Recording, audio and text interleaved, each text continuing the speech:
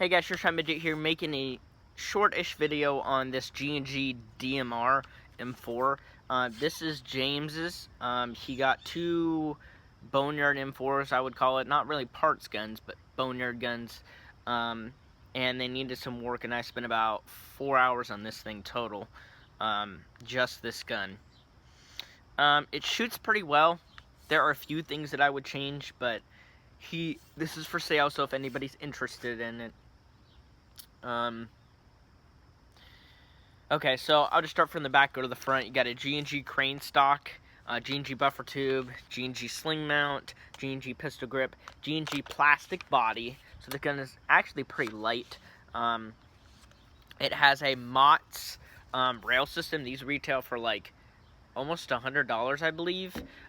It's a key mod, so it's got like the key mod slots, but it also has these like weird triangle shape, so you cannot mount something there. I think it's just here and on the bottom and on the both sides, and then there's a built-in rail on the top, so it is monolithic. And then you have a weird rail in the front here. You could probably put like a hand stop. That'd probably be the best thing to put there, but it in itself is kind of a hand stop. It kind of helps stop your hand, but you could put like one of those Magpul plastic hand stops here to help with that. Other than that, I don't know what you would put on the bottom up there, but it is there. It's kind of a unique look. And there is a suppressor, which is actually an amplifier. It's loud. So it's not foam filled, but whoever would buy this could foam fill it, and it would probably be pretty quiet. I do know Will's, his KWS R10, with his foam-filled suppressor and the Sorbo and the gearbox that I put in there, that thing is so quiet. So this thing possibly could be quieter, or just as quiet as that, quieter than what it is now. There is a Swiss Arms 4-39 scope. It is not sighted in. I am not going to spend the time sighting it in. The MOTS rail is nice. It's got QD mounts here.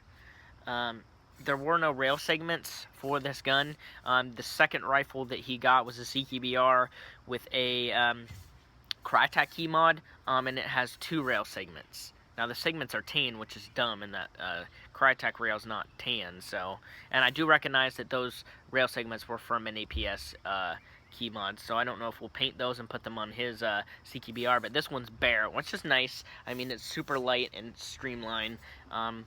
And it's got that rail riser too. Internally, it's got stock G&G gears, which is actually, or G&G gears, sorry. They're pretty nice. Stock G&G shell, SHS piston. I think it's a retro arms piston head, a Sorbo, low neck cylinder head with the Sorbo.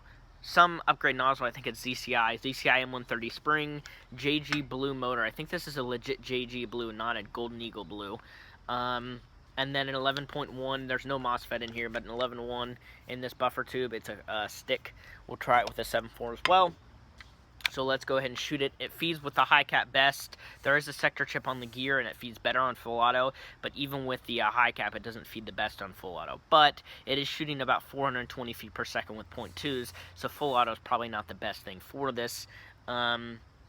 So yeah, it's about 420, 430 with 2s. So currently, I will short stroke it so that it's less if James wants to use it. So let's go ahead and shoot it real quick. Just semi-auto.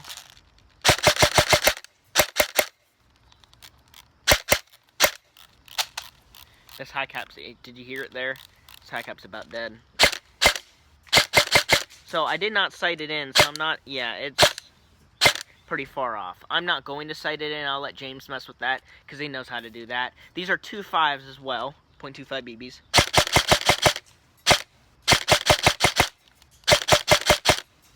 But as far as consistency, it actually shoots pretty well.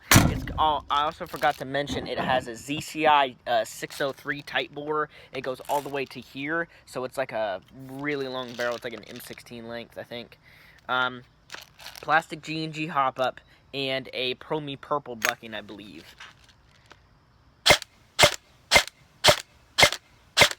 Whatever bucking is in here, it hops really well. The hop-up is barely turned up with 2.5s. Let's try full auto. Actually, I'll chrono it real quick. With 2.5s. 373, 383, 381. Those are 2.5, so it's about 430 with 2s. But again, I'll short stroke it if James wants to use this. If he doesn't and just wants to sell it, because our fields only allow 400.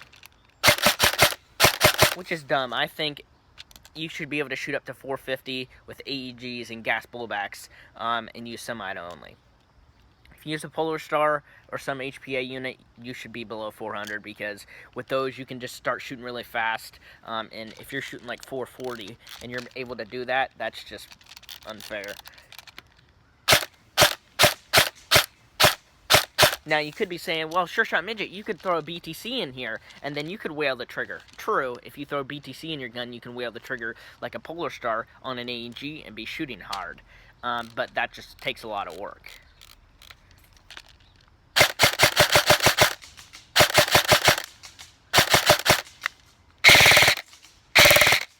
So feeding isn't awful with the sector chip.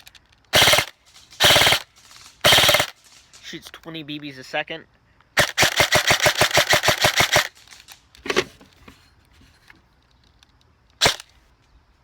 .381, 385. So yeah, it's pretty consistent.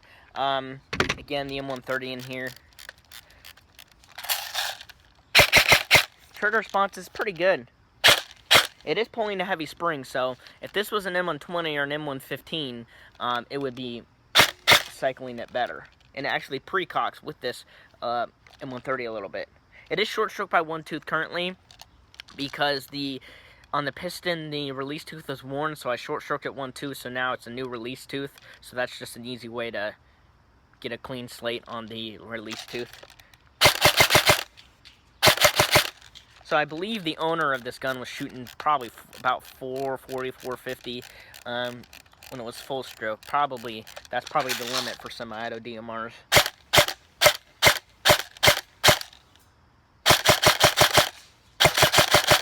Yeah, but I mean, no MOSFET in here. I installed 3 MOSFETs in one of his other guns and they all blew up. But I was just, no MOSFET in this. Won't put one in here. Sounds pretty good. The motor height may be a little off, but other than that, it shoots really nicely.